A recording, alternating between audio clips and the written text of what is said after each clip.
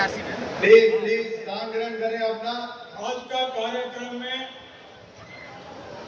Subject committee पे चर्चा करने के लिए भारत से कोने कोने से आए हमारा भाइयों को बहनों को मौका देने के लिए ये सब्जेक्ट कमेटी चर्चा एजेंडा में हम जोड़े। क्षेत्र परिस्थिति, रेल कर्मचारियों का समस्या के बारे में और आपका सलाह क्या है। आप फील्ड में काम किए, अनुभवशाली है, आप शक्तिशाली बन गए। सीक्रेट बैलेट इलेक्शंस में एनएफआईआर यूनियंस को जिताए। मैं आपको धन्यवाद करता हूं। भारी संख्या में एक दफा हमारा यूनियन जीते, 2 जगह 1% डिफरेंस से हम मान्यता लेने में विफल हो गए, मैं मानता हूं। यह संदर्भ में दिसंबर 24 इलेक्शन के बाद में ये राष्ट्रीय अधिवेशन हो रहा है दिल्ली में। मैं यूआरएमयू को धन्यवाद करना चाहता हूं। यूआरएमयू का लीडरशिप डीसी शर्मा जी, पूरा टीम को भी मैं धन्यवाद करना चाहता हूं। वॉलंटियर्स को धन्यवाद करना चाहता हूं। कितना संकल्प लेकर काम कर रहा है, आपको सुविधा के लिए, आपको देखभाल करने के लिए। आज भी शांति से बैठ के ये समारोह में कर्मचारियों की समस्या पे बोलने के फोरम पे आप ये मौका आप अवेल करने से,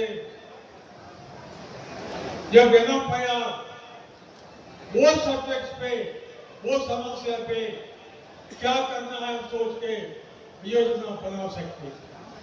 ये संदर्भ में मैं आपके सामने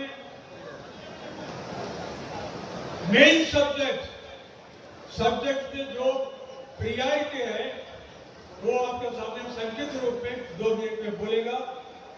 बाद में डेलीगेट भाइयों को बहनों को अध्यक्ष जी मौका देंगे, आप मंच पर आके आपका मन की बात बोल सकते हैं।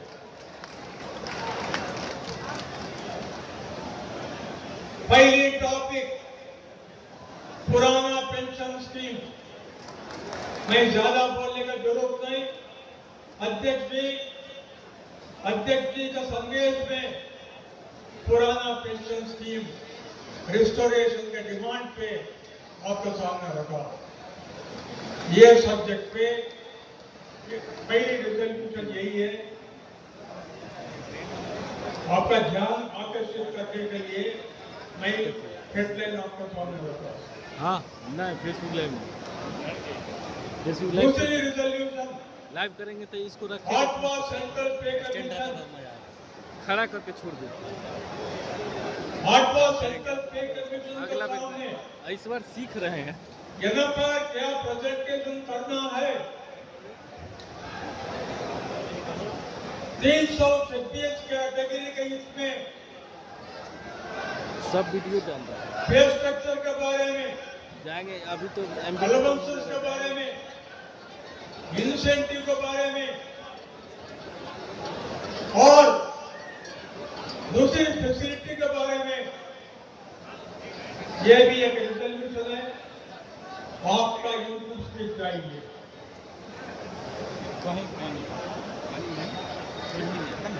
नेक्स्ट है प्राइवेटीकरण बंद करना, आउटसोर्सिंग बंद करना, कॉन्ट्रैक्ट बेसिस बंद करना।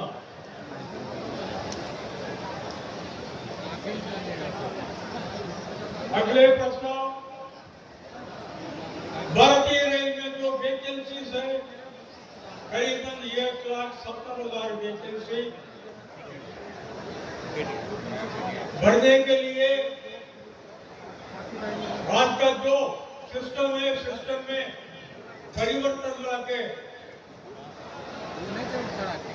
आरआरबी एवं आरआरसी पैनल सदा ऑन हैंड रखने के लिए नया सिस्टम लाने का ये इश्यू हम जोड़े। सरेंडर ऑफ पोस्ट हो रहा है। सरेंडर से कर्मचारियों का टेंशन बढ़ गई, बर्डन बढ़ गई, समय कर्मचारियों का स्वास्थ्य में गिरावट आ रहा है। ये सरेंडर अनवांटेड है, गलत है। रेलवेज में क्रिटिकल सेक्टर है रेलवेज, ये सरेंडर पूरा बंद करना पड़ेगा। NFIR से कंसल्टेशन करके जो एडजस्टमेंट करना है एक अग्रीमेंट के माध्यम से करने के लिए हम ये प्रपोजल रखें। भारतीय रेल में 19,000 किलोमीटर रूट नया पट्टी निर्माण किया, नया लाइन्स हो गए, वर्कशॉप निर्माण किया, सिग्नल टेलीकॉम यूनिट्स निर्माण किया, टोटल इलेक्ट्रिक ट्रैक्शन आ गई, TRD का यूनिट बढ़ गई, गाड़ी की संख्या बढ़ गई, वर्कलोड बढ़ गई। ये एडिशनल वर्कलोड के लिए हमारा डिमांड है, जो भारत सरकार बयान क्लैप किया, ये बयान रद्द करना पड़ेगा, वरना रेलवे कोलैप्स हो जाएंगे। ये भी हमारा मेन डिमांड है। जो महंगाई भत्ता, डियरनेस रिलीफ 18 महीने का हमारा ड्यू थी, जनवरी 20 से जून 21 तक कोविड फिटेक्स पे जो हमको मिलना था DA फॉर्मूला बेसिस पे, वो फ्रीज कर दिया भारत सरकार। वो 18 महीना DA अरियर्स एवं BR अरियर्स वापस करो, पेमेंट करो, रिफंड करो, ये भी हमारा डिमांड है। उत्पादन संबंधित बोनस के बारे में आर्टिफिशियल सैलरी सीलिंग आज चल रहा है, 78 डेज बोलते, लेकिन कैलकुलेशन के लिए 7,000 रुपया लेते। हमारा डिमांड है, जब प्रोडक्टिविटी बढ़ गई, ऑपरेटिंग रेशियो इंप्रूव किया, मुनाफा, रेल ने मुनाफा कमाई, रेल कर्मचारी को डिवोशन से ये सीलिंग रिलैक्स करना, पूरा हटाना, ये भी हमारा डिमांड है। अवर्स ऑफ एम्प्लॉयमेंट में, ड्यूटी अवर्स में परिवर्तन के लिए, ड्यूटी अवर्स रिडक्शन के लिए जो HYR के 2005 में भारत सरकार ने गजट नोटिफिकेशन माध्यम से इंट्रोड्यूस की, 20 साल हो गया, वर्किंग सिस्टम में चेंज आई और सस्टेन्ड अटेंशन बढ़ गई। 12 घंटा ड्यूटी रद्द करना चाहिए और 8 घंटा ड्यूटी सस्टेन्ड अटेंशन बेसिस पे इंटेंसिव क्लासिफिकेशन के लिए हम डिमांड किया, रिव्यू करने के लिए ये प्रस्ताव माध्यम से। मैन पावर के लिए रेल मंत्रालय ने हर साल 25,000 पोस्ट सरेंडर करने का ये कार्यक्रम शुरू किया। वर्ष 2024-25 में 28,890 पोस्ट सरेंडर कर दिया 17 जोन्स में, प्रोडक्शन यूनिट्स में। इससे सिस्टम ज्यादा डैमेज हो गई, सेफ्टी स्टैंडर्ड से डिटीरियरेशन आई। हमारा डिमांड है ये one way traffic transport planning आप बंद करिएगा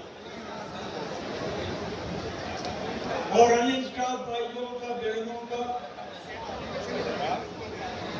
kilometre allowance TA element income tax exemption का एफआईआर का डिमांड नंबर 13/2012 12 साल से चल रहा है। रेलवे बोर्ड चेयरमैन का 3 लेटर गई, मेंबर फाइनेंस का चिट्ठी गई, वित्त मंत्रालय से जवाब नहीं आती। ये प्रस्ताव माध्यम से हमारा डिमांड है बैकडेट से इनकम टैक्स एग्जम्पशन किलोमीटर पे देना चाहिए।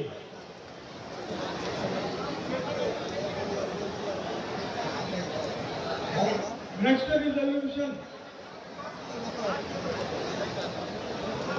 बहुत इंपॉर्टेंट रिजोल्यूशन है, सेफ्टी रिलेटेड रिटायरमेंट स्कीम। जनवरी 2 तारीख 2004 में एनएफआईआर प्रयास करके सेफ्टी रिलेटेड रिटायरमेंट स्कीम लाई। 11 सितंबर 2010 वो स्कीम को इंप्रूव करके सेफ्टी कैटेगरी से हम जोड़े। इसका फायदा मेरे सेफ्टी कैटेगरी कर्मचारी 55 साल से ये कम पे रिटायरमेंट ले सकता वॉलंटरी। लड़के को नौकरी की गारंटी थी। हमारा दुर्भाग्य है 5 तारीख 5 2019 में सुप्रीम कोर्ट आदेश अनुसार ये स्कीम रद्द कर दी। एफआईआर ने एक रचनात्मक डिमांड बना के रेल मंत्रालय के सामने रखी। पार्लियामेंट में पास किया डिसेबिलिटी एक्ट। वो डिसेबिलिटी एक्ट का प्रोविजन कोट करते हुए हम डिमांड प्रोजेक्ट किया ये रिजोल्यूशन माध्यम से revise safety related retirement scheme कर्मचारियों को वॉलंटरी रिटायरमेंट देने के लिए प्रोविजन करिए। पुत्र वरना पुत्री को नौकरी का फैसिलिटी देने के लिए